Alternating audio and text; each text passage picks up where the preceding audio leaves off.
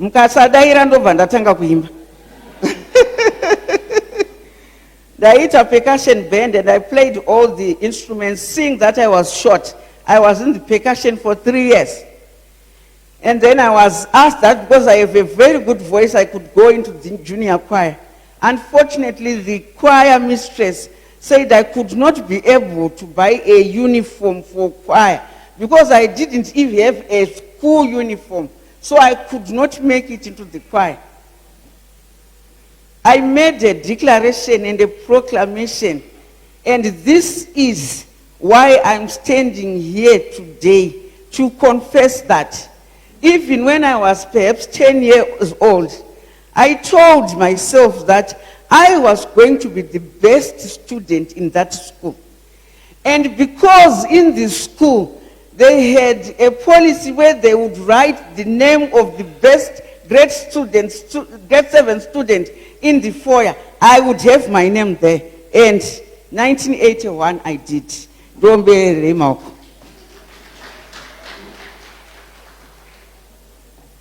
I became a fighter, even a rebel against society, a bitter person.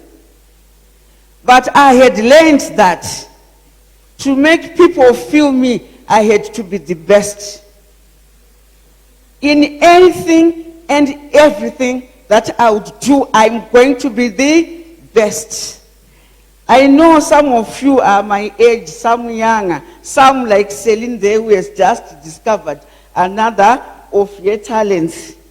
I've asked her to go to business law, to do business law, because she's just graduated in accounting, so that she can be the best. You proclaimed her, somebody told her that what she said was very intelligent and very lawyer-like. And we said, let's go and do the lawyer-like. But each and every one of us, we can be that great person if we declare and choose that this is what we want. Without a uniform, I came first, scholastic, in 1981. At the school that I was going to, Mkaenda pa kwa Harare pa opposite ZBC, pani chikoro chinonzi Chirozo primary school. Metsi andakasolva andakazoiona ndaku form 2 because I knew metsi yoye. Yanga iri yekuti kana mota ichibva in this direction, neri kubva ku this direction, dzinosangana papi, ndobva ndaisolva. And the grade 7 teachers, 5 of them, were saying that uyaigona. I'm sure I guys not going for a long time. But they came, one of the teachers who didn't know, but I'm going to watch on the whooping. So I was called from my grade 7B class and went to 7E. And then I saw the teachers congregating. And then they said, so it's this one whose father comes back from bar in reverse. And I had to go. But by then, I was smiling. I only did cry about such abuse. I think 5 years ago when I was counseling one of my students. I had the courage to laugh when I was 13. But surprisingly, when I was, I got into reading, I'm an avid reader, I read a lot. Because my father was also the person you are talking about, the gender-based violence. I never slept peacefully in my home. My mother would be beaten, and I would not sleep fearing that she may die. And what would I do because I was the eldest daughter in that family? Up till now, one of my ailments is not finding sleep. You can ask my Natasha, they will stay together. Sungai my Nati and my Gava there. I told them yesterday, we are working because I'm not going to sleep. Because kusarara in Dogutori easy, but then we say Quran. kusarara kuri isi. Ndarara here nai, maiga. Maenda mukanorara, mukasvika mukaona basa randabata usiku. Nekuti kusarara ndokwandotogona. Kutorara kutoda kutsvaga mapirizi. Kuti bhope dziite sei dzibate. Chirwere chandakabata inonzi survival instinct. Kuti kana patanga tiri pabhondi hatina kumbobirwa nababa Mukuwapasi, pamwe wese wakabirwa because ndaisarara. Pakangoti kwache ndatoziva kuti pana kufamba. But here I am.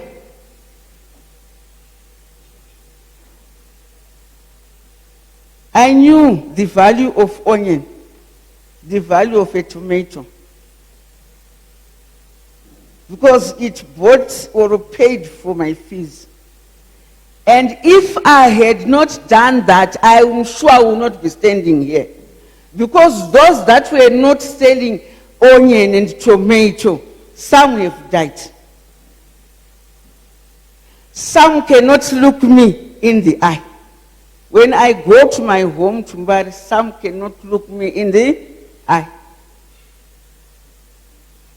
When I did Form 4 up to, I went to Bond up to Form 4, I didn't complete my A-levels. I got pregnant when I was 19.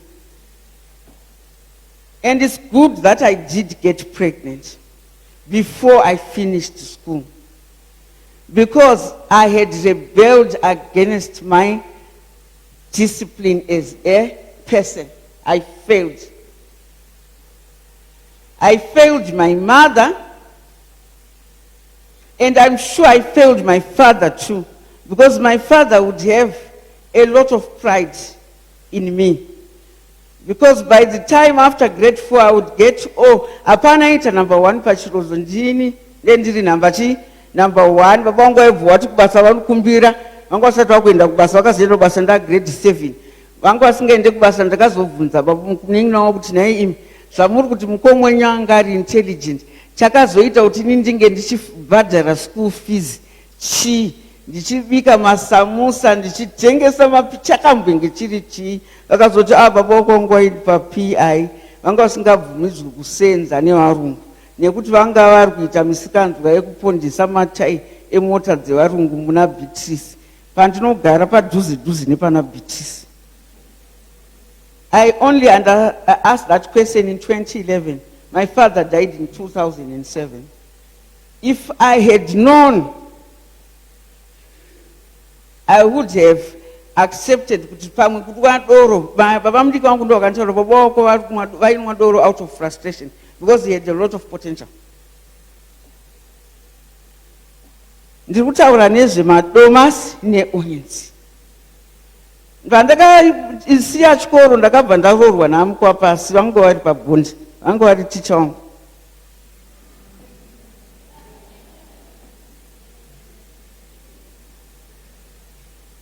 Ndakaita zvinhu chekutanga, ndakabereka mwana musikana, ndichibva ndamupa zita rekuti mirirai, wait. Because ndakaita mhiko kwandiri kuti no, I'm going to reach that level which my mother expected and anticipated from me, because I was an organized child. Ndaibatsira mai, ndichibika, ivo vanenge vachikrosha. Vanokrosha heti, juzi nemabhutisi, obva vanotengesa. Kana vasina kutengesa pataiti pamabheka pastodati, vanonotengesa kumusika. Ndobva vauya vatenga muriwo nei, todya. Indenji aina nekuti zvese. Baba wangu akanditi ndikakuona gumbo rako riri patara apa ndoda kukurowa. Ndo yama muchitaura abuse. Haisiri here yemwana musikana. Haisiri here. Apindurai. Pindurai futi. Yes. Zvandauya kuzotaura nhasi, handina kuuya nekuti ndauya kuzodada. Ndiri kurwadziwa. Ende ndiri kurwadziwa, ndati 30 years ndakabata mwana musikana umwe munhu mumaoko kudai. Asi ndichiona Sally is as old as my daughter, my last one. Kuona kuti nyika iri kugara vana yaita sei yazoshata. Saka handina kuona zvakashata, ndakafara ndikapururudza, ndikaona wendauya akati uyai muite sei, muite spika kumadzimai, ndikati hemen, I've never done this before and I may not do it again.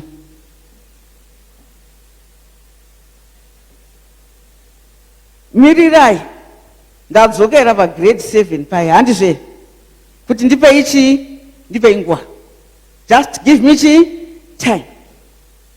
Ndichisvika paBondi pandapiwa stand 2000 square meters yekumasabhabhu yai, ini ndabva ku300 square meters umbari.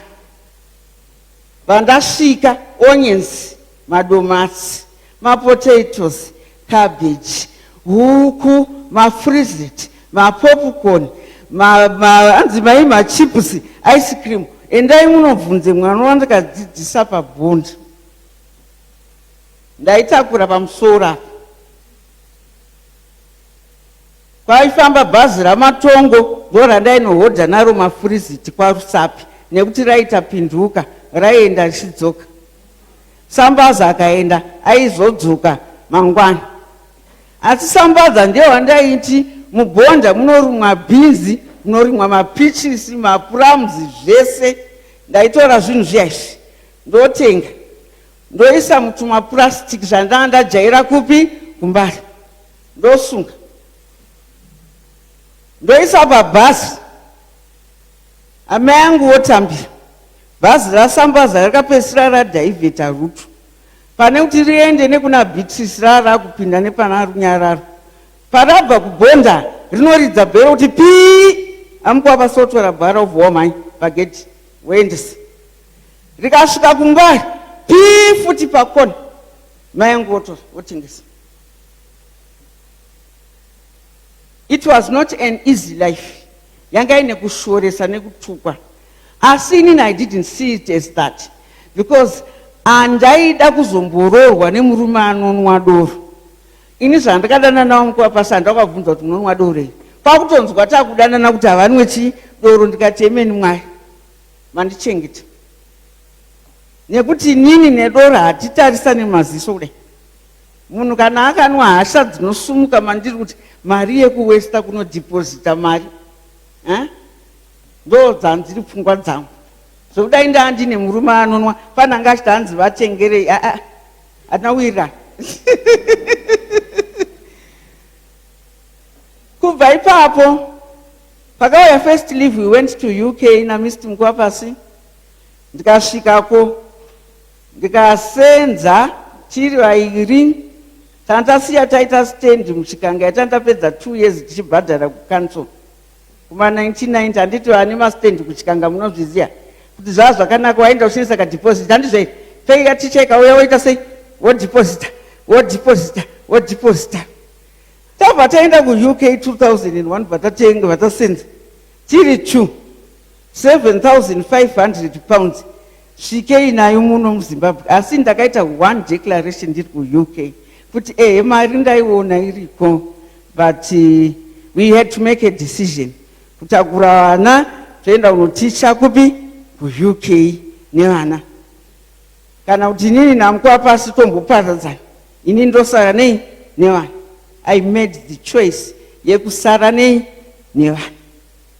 Makore anga akaoma teaching, mese munaziya kana mamuri mai maticha. In that time pane shamwari yangu ine murume akaendawo futi kuUK almost the same time. Ainawo futi vana vasikana achibva aenda achibva anogara. After 20 years tiri kuevaluate. Mwana wangu akaenzana nemwana weuyu ari kuita aeronautics engineering. Weuyu nekuti chikoro chinoitwa zoning kuUK, kana uri murombo unodzidza kuva rombo, muri 4,000 pai pachikoro, kudzidza kana kusadzidza nobody chikesi. Vana vari musocial work, hapana akabata degree. Ndotenda Mwari nazvo kuti makandionesa kuti pound yamira apa, mhuri yamira apa, haisi mhuri yaMukuwapasi. AMukuwapasi vanogona kuroora munhu, asi mwana handibare chii, handibare munhu. Azviti aumberai. hamusi kunyatsoverenga. Pane mukomana mbouya pandiri wechidiki ati imi zvamava kutaura zviri contradictory. Ndikati but it needs to be said because vamwe havangazozviona. Ini handauchuza ndati takasedza 7,500 vatatotenga imba kusii kudanga mvura in 6 months iriko nanhasi hansi andararama because ndakazvibvunzwa kuti saka what is the value of it, ndoita dzimba 10. Asi ini ndiye ndisina peace because inini nevarungu hatiite sei, hatiwirirani. Kwakuchuza ndosiunza mwana nekuti pane shamwari wandaisenza naye munhu mutema akachema kudai kuti ndakauya nevana paCouncil House pari kunyorwa kunzi niggers, kephers, any blacks insult, go back home. Vana vari kuchema every day but I can't do anything because ndiri mu-UK handitsvage kana kuti anyora izvi padhoo pangu ndiani. Ndikati vana vangu kubhonda vari kunzi vana vematicha papuraimari kutotariswa uchinzi chii ndo the it people handizve ndouya nawo kwavari kutariswa basi handisi kuya. We've got to make a decision. Tichishandisa ma-priorities, tichiita ma-evaluations, tichiziva zvinoreplaceka nezvisingaite sei nezvisingareplaceki. Ndati ndichava nesolution. Ndatobva imomo. Intention yangu yekuita number 1 yakabuda. Iyi yekuzotimirira ikaita sei ikabuda futi. Iyi yekuzoti ndichaita sei ndikasaenda kuUK ndichaita sei zvichafamba yabuda. Saka ndiri kumira pamberi pendichitaura nemi today. Asi intention yakaitwa nemuchinda anonzi Muhammad Ali anga ari kuAmerica nguva yaishungurudzwa vanhu vatema. Anga ari pacommunity center vanogara mumafurats hapana pekutambira. Ali vana vekubhonda vekuti Knowstics vaziva kuti Ali nei ndichida Ali. Ali akabirwa bhasikuru. Baba wake akabhadhara school fees, vakatenga chikafu, vakamupa kubhadhara rendi, vowapamhidzira vowatenge bhasikuru. But pacommunity center vamba ine swimming gala, iye ndokubva ambonoswima kwakutsveta bhasikuru. Vadzoka bhasikuru raita sei raindi. Atibva atambudzike.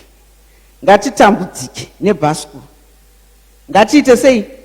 Ngatitambudzike nebhasikoro because zvaitwa over and above. Vanhu vese vari munomu vane good standard education. Ndo zviri kutaurwa hanzi i99.2%, 99.2% ngatiombererwe tiri muno. We can make informed decisions kana taita sei tachoose because tikuziva hazvisiri Ali akachemera bhasikoro akabva aenda kune mupurisa wakatanga kuona akati vamupurisa ndashaya bhasikoro vamboonawo munhu ane bhasikoro here. Vamupurisa wakati unopenga stereki mabhasikoro akafanana kai ndoziva sei kuti iro nderako. Zvikanzi asi mukazomuona inini ndinoriziva ndikamuona munhu vachoda kumurowa amupurisa wakati iwe dzoka pano. Haumeke proclamation yekuti ucharowa munhu usati waona munhu wauda kuita sei wauda kurowa. Zvaungaite iwewe Ali chenda unogara wapuractiza kuti ukasangana nemunhu umurowe unopuractiza sei. Unofanira kupuractiza uchiita sei uchigena mhasuru. Mhasuru mufurati dzinogeneka here hama dzangu? Hama mufurati mune mhasuru here? Hakuna majimu ako aya. Ali ndokumeka decision kuti inini zvakuita pano kuti ndigene mhasuru. Vane mabhazi ebreak and yero aya nditi muna vaziva anoaendesa kuchikoro. Inini ndichange ndichiti bhazi rikauya handiti ndoenda kumashure kwaro. Iro richifamba richiita pick up ndichiita sei ndichimhanya kumashure kwaro. Ndichiita sei ndichimhanya. Ndokutoti ndowane time yekuti ndiite sei ndijime. Abva aita exercise ndokuona mhasuru dzakura ndokutofunga kuti webhasikoro kana ndikachamona hazvina basa. I can be the Olympic champion at 18 years. Zvakabuda kwaAli zvikaita kudaro. Akapiwa medal. Asi musi wekutambira medal akabva asvika vanhu vatema bvonzi garai uko. Varungu garai kupi uko. Ali aifunga kuti kana atohwina zvatoita sei zvanaka achasiya vanhu vatema vari uko. Handizve iye woenda kupi uko kune varungu vaita sei vahwini. Hazvina kubuda kudaro. Medal akabva arikanda bva arirasa. Umwe ari kuti hanzi ndemuna Mississippi River kuti this medal is not worth. Ndabva paintention ndapa number 2 awareness yedu. Awareness kutarisa zviri environment. Wona kuti uri kufita here kana kuti hausi kuita sei, hausi kufita here. Kana usiri kufita wozvibvunza kuti nei ndisiri kufita. Society yese kuwana wakaita maticha ine organization yepyramid. Zvakawanda pasi, zvishoma pamusoro, asi ndo zvine simba. Ndo mamira zvakaita sei? Azvakaita. Mamira azvakaita ari kuti unotobva pasi wosangana nechallenge wokunda. Ndokuti chii? Grade 7, form 2, form 4, form 6, university. Handiti muri kuzvinzwisisa.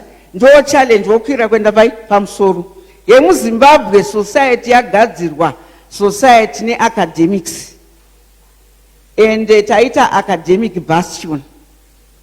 Isusu senyika. Tanga tiri kunetsana na Tunisia na Algeria, asi nekuti vakanosangana netsekwenda hazvina kubuda. Tisu tapa number 1.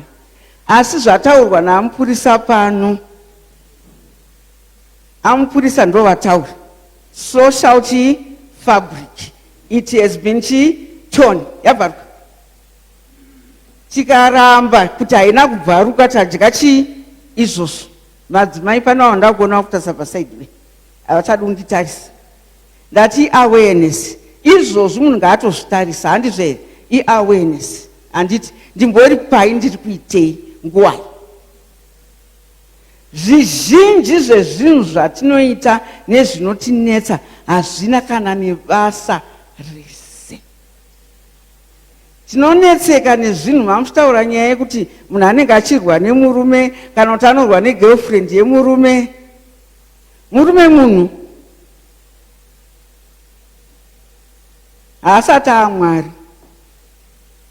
Musi waanoita Mwari tobva tamurwira. Handizve? Hazvisirizve? Haasati aMwari.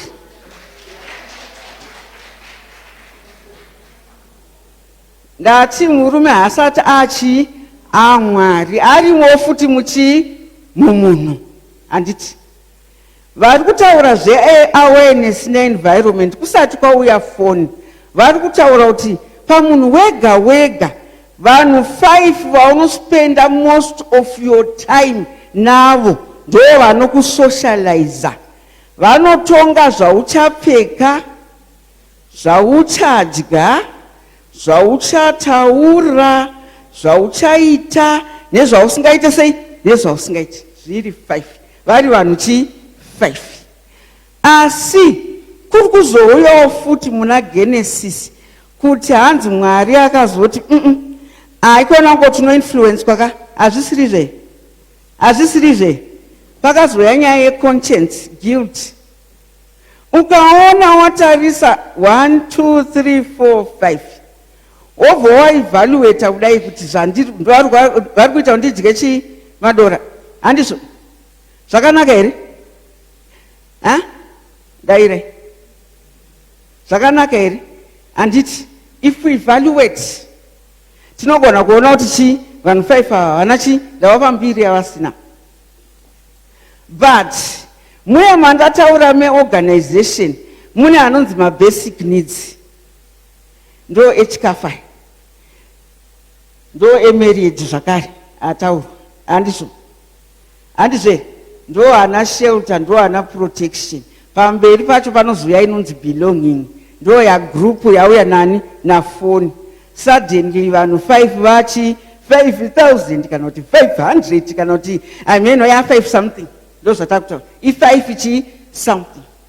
Kumwana nekwauri. Zvichireva kuti you cannot evaluate 5,000 people per day. Handizve? Can you do that? Can you do that? Ini ndiri teacher mundiregere. Ndatomukirasiso. Mese makatopfeka uniform yeyero yakapfekwa apo iyo ndo yamakatopfeka. Handiti? Because we can't do that. Zvakutoti paevaluation totoona kuti apa pasi kuita sei? Apa kwanikafa. Woswedera kupi? Kumashure. Wonoita zvekusarudza vanhu 5 vacho. Choose. Tanzwisisana, because Mwari akakupa simba. You are not like a dog or a lion or what. You are not that. Mwari akakuti iwe uchaziya. Handizve. Kana shumba ichiziya kuti handiswere nambada tikaonana ngatirumana. Handizve. Kana kuti hapaita ana baba tumba kana zvaita kudaro pane fight, shumba inozviziya. Shumba yakazvimirira kudai inoita sei inozviziya. Saka iwe wochiona kuti inini ndochiita papi. Wochuza. Pane zvipo zvatakapiwa naMwari. Zvipo izvozvo vana, asi murume advocate, maparadza dzimba dzeva today. Mafaita ari kunobuda advocate, trustee, advocate. Vamwe vangu vacharamba nagore rinoya kana kuti noe, but nhasi pakaipa. Nhasi chaiko kutrust. Mumwe atora phone number, mandi chakachai, advocate. We can choose. And we have been given flowers. Randinoziya kuti iri ruwa nderani, iri nderangu. Nyangwe rikasvava rikadirwa iri nderani, nderangu. Parichazofulawa ndinotoziya nefulawa ichaita sei ichabuda, ndogona kutoiaffecta kuinfluence nekuidiridzira ndichiisakurira. Hazvisiri zvere. Hazvisiri zvere. Manyarara kuti zi. Ndati manyarara. Sei. Let's make a choice. Tine zvatakapiwa zvisingarwirwa zviendwe kukoti. Manzwa. Kukoti chaiko hanzi anowa mataura nzi Tinashe Mugabe. Aende kwaana mai, anoenda kwaana baba. Kwaana mai iri perfect. Tanzwisisana. Iri chi perfect, haina confusion. Iri tongozviziva ndopazvi. Let's choose those. Because izvozvi drugs dzataurwa dzakanyanya kuvakomana. Handizvo.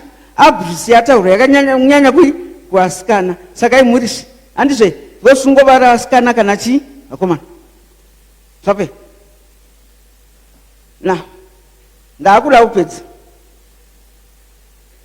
Ndadzokera kubhijana kuna ari. Ari kuti ndarwadziwa kuti varungu ndavarwira nyika yavo ndikasumudzirwa flag ikanyorwa kunzi ndini, but onai zvavandiita. Abva akanda medal, but akabva akanda futi chimwe chinhu. Murume uyu akazvarwa achinzi Cassius Clay. Ndo rakanyorwa kuOlympic. Ndobva ari bvisa sobva ari rasa. Akati handiridi. Because randidehumanizer style roro. Ndabva ndachinja nechechi ndakunoita futi mumuslim otora rekuti Muhammad Ali.